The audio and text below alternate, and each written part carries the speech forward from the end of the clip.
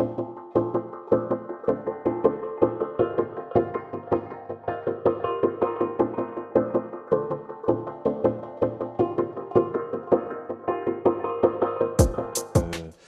vous parler donc de Belle-Île, donc une zone humide du département de Vaucluse,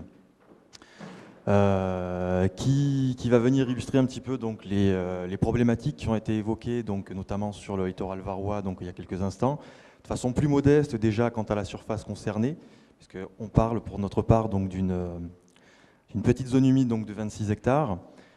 Qui aujourd'hui donc est un espace naturel sensible du Conseil général de Vaucluse, qui est propriété d'un syndicat de cours d'eau et qui va venir justement dans ce contexte-là et dans le contexte de la journée, venir illustrer un petit peu donc le lien qu'évoquait l'agence de l'eau tout à l'heure entre les problématiques donc de milieu, de zones humides, de biodiversité comme vient d'être évoqué là aussi, et puis par ailleurs la corrélation avec d'autres problématiques comme celle notamment de la gestion du risque inondation.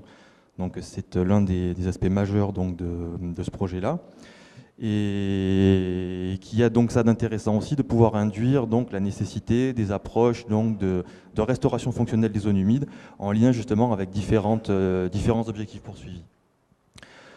Donc on est en l'occurrence donc dans le département de Vaucluse sur la commune d'Aubignan. On est sur une commune et un milieu donc, schématisé ici par le périmètre en rouge qui se situe donc sur les premiers contreforts des dentelles de Montmirail. On s'aperçoit déjà sur la photo aérienne donc, de la physionomie en fait, donc de cet espace, de cette zone humide, qui est majoritairement composée donc, de milieux ouverts qui sont là pour le coup donc, des prairies donc, à dominante humide et pour certaines un peu moins dites mésohygrophiles. On a également donc, une part significative donc, de boisements qui sont quasi en totalité donc, des boisements rivulaires, donc des saulaies, des peupleraie, donc des boisements affiliés aux ripisylves. Et on a encore donc, des pièces d'eau, d'origine pour la plupart donc, anthropique, mais des pièces d'eau néanmoins. Enfin en tout cas donc, une diversité donc, de milieux sur laquelle on va pouvoir revenir ensuite. On voit également donc, qu'à proximité immédiate, il y a eu quand même pas mal de témoignages donc, des activités humaines, pas mal d'infrastructures développées. On voit bien à l'aval directement donc, une steppe. On voit donc le passage donc, d'une départementale tout au sud qui permet de faire une délimitation tout à fait artificielle en fait, donc, de la zone humide, puisque là en l'occurrence cette départementale délimite le périmètre géré de la zone humide, sans quoi donc celle-ci serait quand même un petit peu plus vaste au sens fonctionnel. Voilà. Ce qu'on va surtout retenir, c'est la situation vraiment particulière donc, de ce secteur-ci au sein du bassin versant du sud-ouest Mont Ventoux. Bassin versant du sud-ouest Mont Ventoux, donc, qui est aujourd'hui donc, géré par une structure, donc, qui est un syndicat de cours d'eau qui est l'EPAGE du sud-ouest Mont Ventoux, et qui donc, a en charge, donc, comme tous les syndicats de cours d'eau, la gestion donc, de ces cours d'eau sur son bassin versant, et bien sûr donc, le traitement de la problématique du risque inondation. Et puis également donc le mât des milieux aquatiques de la GEMAPI. Donc pourquoi une position particulière? Bon, le voilà, hein, c'est quand même crucial. On est vraiment à la confluence donc, de 4 cours d'eau, donc le Cérel, le Lochin, la Salette et le Brégoux pour les citer malgré tout. Et donc il faut quand même bien concevoir que lorsqu'on se penche sur les aspects hydrauliques sur ce bassin versant, on est quand même donc à un nœud stratégique vraiment donc, du fonctionnement hydraulique sur ce site-là. Quand on prend un petit peu de recul, comme j'ai essayé de le schématiser sur la carte de droite, on voit bien donc le sens, enfin on voit bien, on devine le sens d'écoulement des cours d'eau qui se fait donc depuis le nord-est donc vers le sud-ouest et qui donc très rapidement peut venir impacter donc des communes donc telles que Sarian ou Monteplus-à-Laval par déversement des cours d'eau qui sont à l'aval de ce réseau-là. Donc c'est la raison pour laquelle il y a donc eu une première approche, une première volonté donc des acteurs locaux, et en l'occurrence portée par l'EPAGE sur ce secteur-là, qui était bien évidemment donc le traitement du risque inondation. Donc ce qui fait que, j'ai dit en 2 temps 3 mouvements, mais c'est plutôt donc en 3 temps de mouvements, une première approche, un premier mouvement qui visait donc à l'inscription donc d'une stratégie visant à utiliser et à conforter donc le rôle en fait donc de champ d'expansion de crue que jouait ce secteur-ci, de par la confluence de l'ensemble de ces cours d'eau. Et pourra finalement s'apercevoir assez rapidement qu'on avait également la possibilité d'y adjoindre un second volet tout à fait compatible qui venait donc conforter la problématique de gestion du risque inondation avec en même temps la gestion, le maintien, le confortement d'enjeux de biodiversité qui s'exprimaient déjà à cet endroit-là. Donc raison pour laquelle donc, dans un premier temps, dans le cadre d'un premier papier d'intention, un projet donc, de mise en place d'un champ d'expansion de crue donc, a été envisagé. qui a permis ensuite donc le déclenchement d'acquisitions, donc auquel d'ailleurs je crois l'agence avait participé. Donc il a fallu donc un certain temps quand même pour que ces acquisitions donc se mettent en œuvre. Un second temps important qui est intervenu, c'est donc celui de la réalisation du premier contrat de rivière, donc quelques années plus tard, et qui a donc permis donc d'inscrire dans le volet milieu naturel donc la dimension, on va dire vraiment environnementale, le pendant vraiment biologique, biodiversité finalement de cette action, qui avait au départ une approche plus ciblée sur l'hydraulique et la gestion du risque. Donc au terme des démarches d'acquisition, donc là pas par voie d'expropriation, si je ne m'abuse, il n'y a eu simplement que de la préemption. La collectivité, donc les pages, donc à fin des années 2010, 2011, je crois de mémoire, obtenu donc une maîtrise foncière suffisante, aujourd'hui d'ailleurs la quasi-totalité des 26 hectares de la zone, lui permettant de pouvoir entrer vraiment dans une phase opérationnelle effective donc du projet, au moins dans son volet vraiment milieu-environnement. Donc là, la partie vraiment travaux relative à l'hydraulique pour la gestion du risque inondation donc est en voie de poursuite et devrait émerger dans un second temps.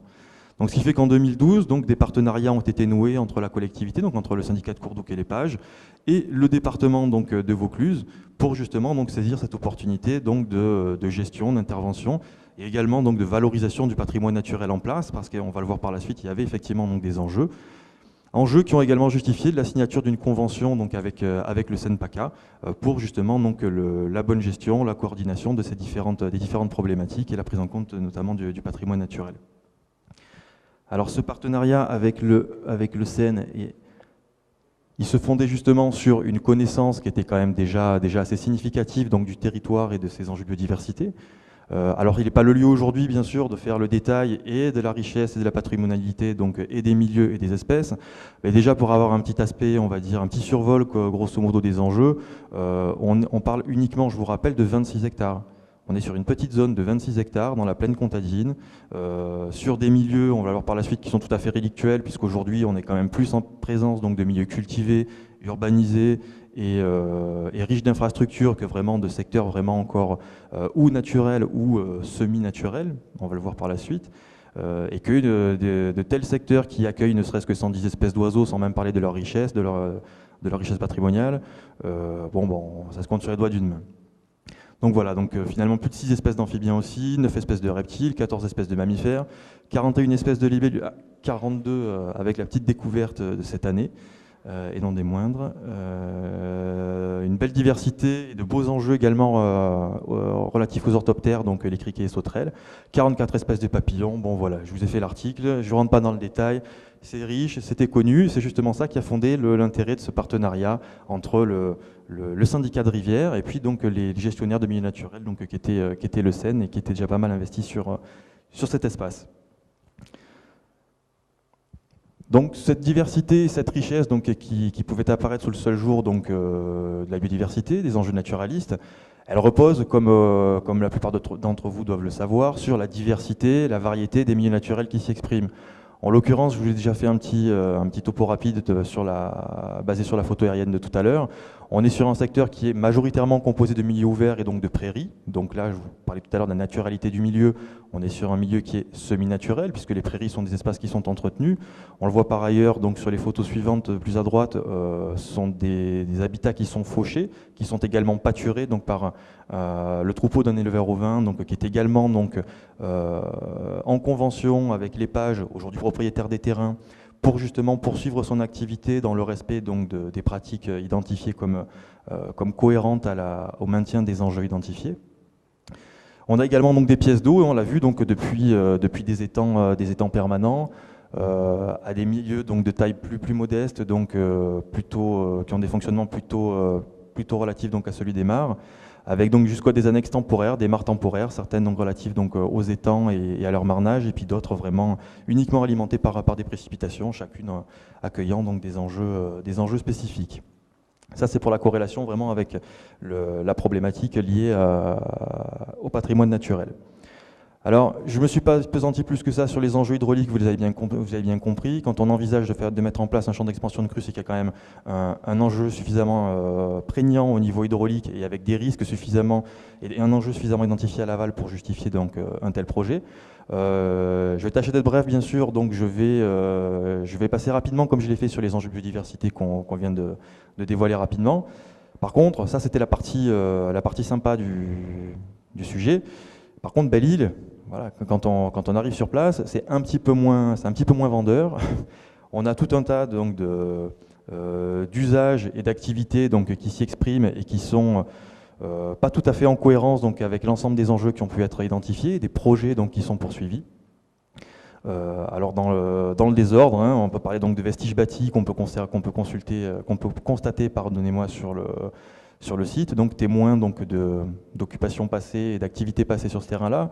On a un gazoduc, on a une ligne à haute tension, une problématique des déchets qui est très prégnante et extrêmement, très relative et extrêmement corrélée donc, à la problématique des accès sauvages. On a donc de la fréquentation donc, qui se manifeste de diverses manières, avec des modes de fréquentation assez peu invasifs et puis d'autres qui le sont beaucoup plus. On a également donc, une problématique agricole, vous l'avez compris, donc, qui était une composante quand même assez importante donc, de la gestion des milieux et de l'aspect patrimoine naturel.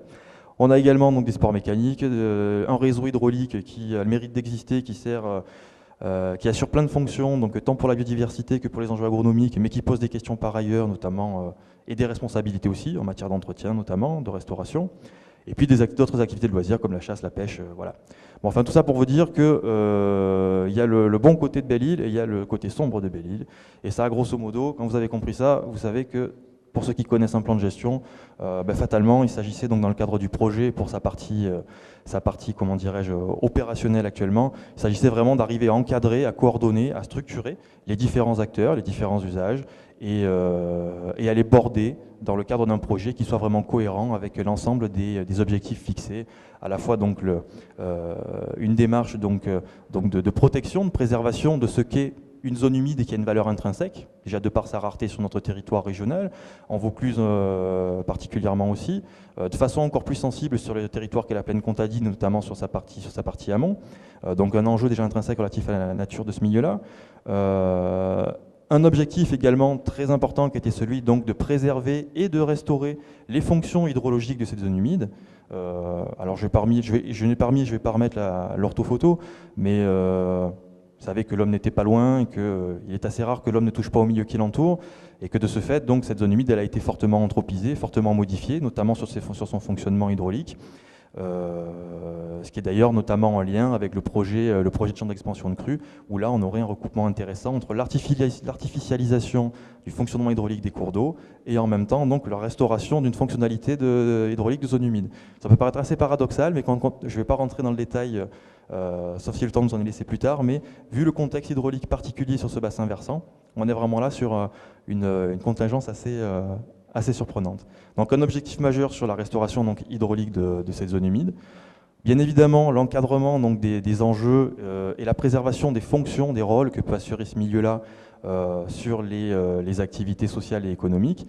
Bon, on a cité l'agriculture, mais il y a également du loisir qui ne convient pas forcément donc, de bannir, de proscrire, hein, comme ça a été évoqué sur Toulon précédemment.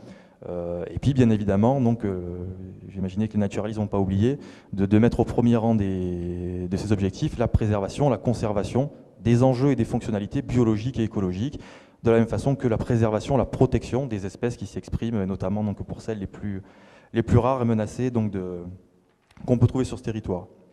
Donc tout ça formalisé par un plan de gestion, donc on ne va pas rentrer dans le détail, je vais vous épargner ça. Simplement pour rentrer vraiment dans le concret donc, de ce qui peut être possible donc, à moindre coût, à moindre frais, sur un petit secteur, à finalement peu d'acteurs investis sur une zone humide ou une problématique comme celle-là, faire partager les premières avancées donc, de restauration et d'entretien, de gestion sur cette zone humide-là. Alors, je vais commencer par la droite, tiens, pour changer. Je vous avais évoqué donc, une problématique donc, des déchets qui était très prégnante. Pour ceux qui s'en souviendraient peut-être, il y avait une piste en fait, qui traversait, donc qui délimitait plus exactement la périphérie, le périmètre de la zone humide, donc l'espace naturel sensible. Et c'est une piste qui conduit à une déchetterie, qui est située un petit peu plus à l'amont. Cette déchetterie, manque de chance, lorsqu'elle est fermée, eh bien, les usagers donc, ne rentrent pas souvent, pour pas dire quasiment jamais, avec les déchets chez eux. Et il s'avérait que Belle-Île, pour ça, était l'endroit tout indiqué pour se délester en toute discrétion. Donc, ce qui fait qu'on a vraiment travaillé donc d'une façon assez, comment dirais-je, première sur cette problématique-là. Donc, en mobilisant des outils finalement donc très simples, peu coûteux, donc depuis les chantiers de bénévoles, donc avec les riverains, avec les associatifs, avec même les personnels de certains acteurs donc investis sur cette problématique-là, et jusqu'à donc la mobilisation de moyens plus lourds, donc là avec des engins de TP pour aller donc notamment extraire, supprimer les vestiges de bâtis qu'on pouvait observer là.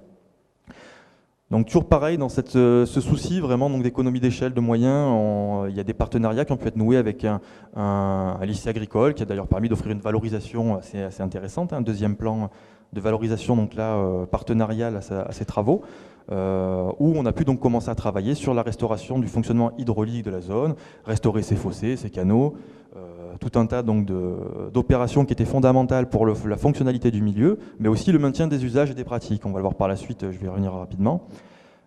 Une autre problématique sur laquelle on a pu travailler donc de façon assez significative aussi, c'était donc l'encadrement donc de la fréquentation, qui n'allait pas sans poser donc de problèmes et sur le milieu, comment dirais-je, la tranquillité et la préservation des milieux et des espèces, mais aussi des enjeux agricoles. Vous imaginez quand vous avez du foin, que vous êtes un éleveur, que vous envisagez d'aller faucher votre foin donc, demain ou dans 2 jours, si vous avez un groupe de randonneurs qui passe à 30 et qui vous couche la moitié du foin, c'est pas forcément adapté et ça s'est vu.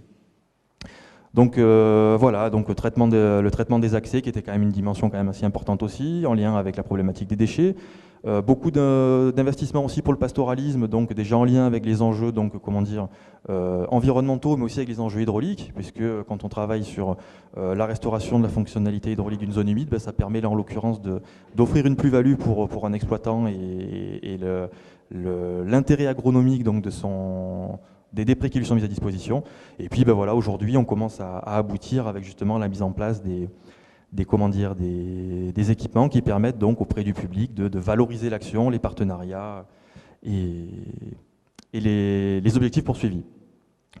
Alors je vais être très rapide sur le bilan pour la simple et bonne raison qu'on est dans la 3e année du plan de gestion, donc on est vraiment sur un site où tout se met en œuvre de façon très récente, où les difficultés, les besoins de connaissances, les besoins de moyens donc, se soulèvent depuis tout récemment.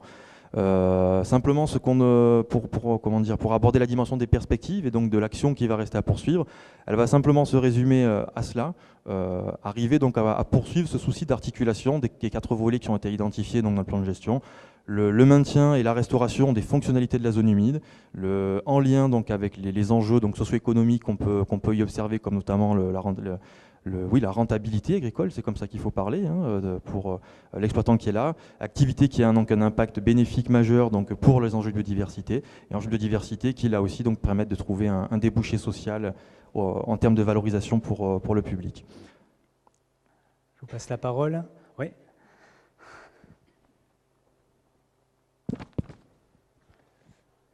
Oui, alors du coup, moi j'avais une question.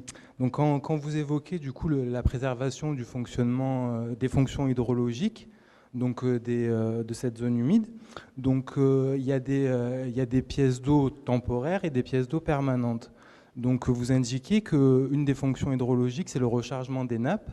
Et sur les pièces d'eau qui sont permanentes, est-ce que quelque part il pourrait pas y avoir, est-ce que les nappes en fait pourrait pas alimenter cette zone humide quelque part? Est-ce que vous avez pris en compte cette dimension-là, ou est-ce que pour vous c'est vraiment l'eau de la zone humide qui alimente la nappe et au final il n'y a pas de, à l'inverse ne se fait pas en fait?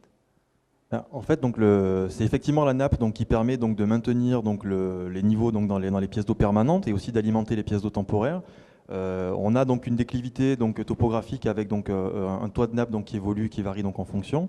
On a aussi et surtout donc, un réseau donc, de fossés et de canaux qui n'étaient pas là uniquement pour assurer le baignage des prairies, donc une irrigation gravitaire qui venait donc, contribuer donc, aux précipitations pour l'alimentation donc, de ce milieu-là, mais aussi qui servait à le ressuyer et donc en partie à le drainer. Donc les travaux qui sont entrepris aujourd'hui, ils visent justement d'une part donc, à restituer à l'activité agricole la possibilité donc, de conforter donc, le fonctionnement donc, de cette zone humide-là par les apports qu'elle y apportait donc, depuis déjà donc, des décennies, voire avoir un historique assez lointain.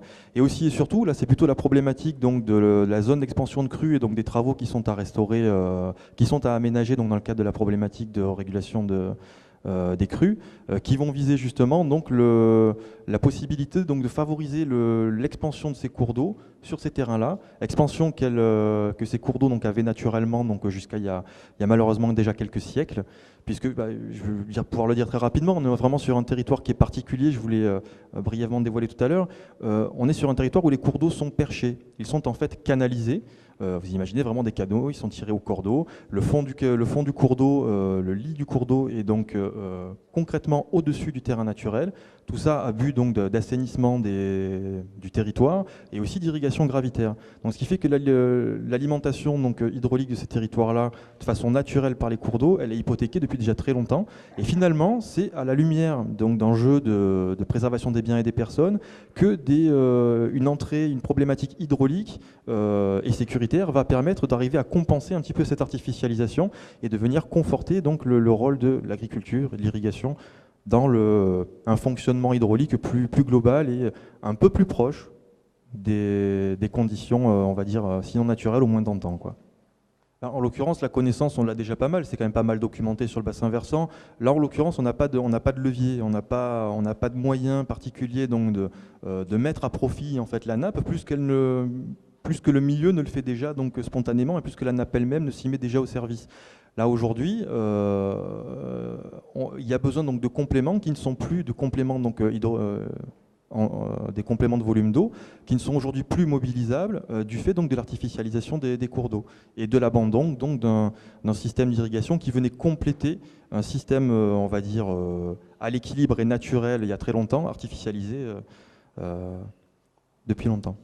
L'agriculture est venue compenser l'artificialisation du fonctionnement naturel pendant tout le temps où ce fonctionnement-là a été mis en œuvre. Et là, aujourd'hui, ce fonctionnement donc, agricole, ce fonctionnement hydraulique dans le cadre de l'agriculture, aujourd'hui n'est plus possible. Et c'est la raison pour laquelle une des composantes du projet, du plan de gestion et du projet de restauration du site vise à restaurer ce système de baignage agricole.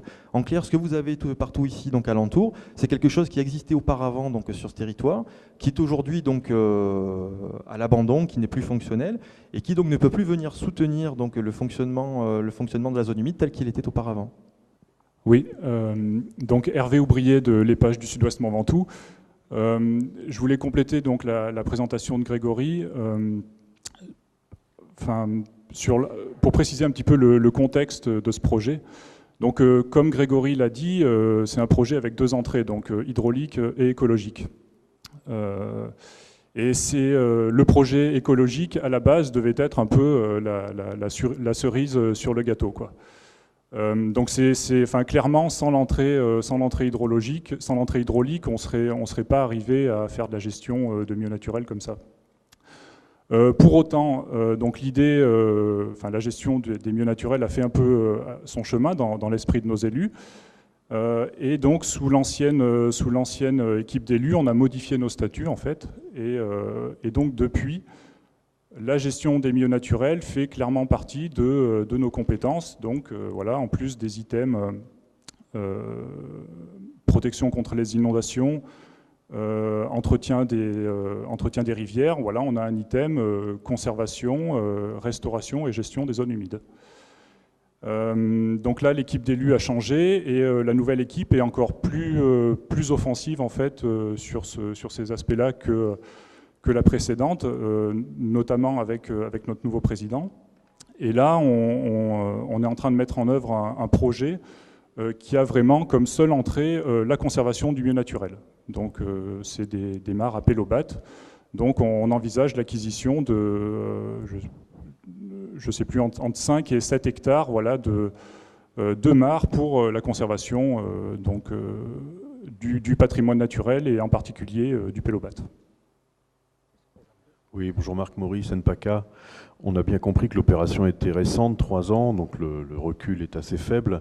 Mais est-ce que vous avez déjà pu activer la fonction hydraulique et crétage de crues sur cette zone ou pas encore? Et si ce n'est pas le cas, quels sont vos projets en termes de volume de stockage ou durée de stockage, etc. Est-ce que vous avez quelques éléments sur ces points-là? Donc par rapport à ça, le syndicat était porteur d'un PAPI, donc qui est arrivé à échéance, un des premiers PAPI à être sorti en PACA. Donc le contexte très particulier de nos cours d'eau, comme l'a évoqué Grégory, endigués, perchés, a fait qu'en fait on a dû reconsidérer toute l'hydrologie du bassin versant. Donc là, on vient de boucler une étude qui visait à mettre à plat donc, cette hydrologie. Et donc cette étude qui s'est terminée donc, est le point de départ d'un PAPI d'intention. Donc là, le PAPI d'intention va passer en comité de bassin en fin d'année. Il doit durer 3 ans. Et c'est qu'à l'issue de ce PAPI d'intention voilà, qu'on va pouvoir dimensionner un petit peu plus précisément le projet, mais en tout cas, l'analyse coût-bénéfice qu'on a fait, enfin une première analyse coût-bénéfice qu'on a faite, montre que le projet présente un réel intérêt pour l'écrêtement et la protection de Sarian.